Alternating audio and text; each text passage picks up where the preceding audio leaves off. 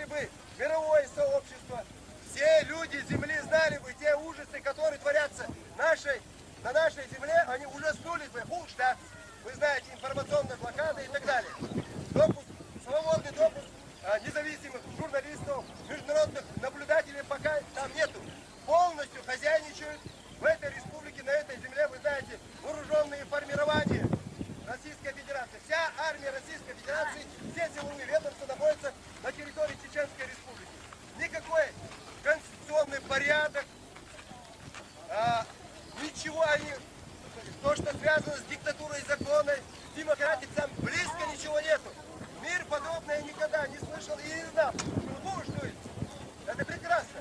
Но о том, что происходит, что нас оскорбляют, унижают, уничтожают, что мы поставлены вот именно вот на карту, именно планомерно, методично, что этот народ подлежит уничтожению, озвучено еще 3 века назад.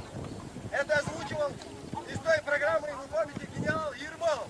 Вот этот план, этот паспорт актуален и сегодня. Мы это видим. Мы собрались сказать вот это. Почему вы нас лишаете этих прав вот на короткий период жизни, который нам... Жизнь, она очень коротка человека. Вот уже подряд в течение 10 лет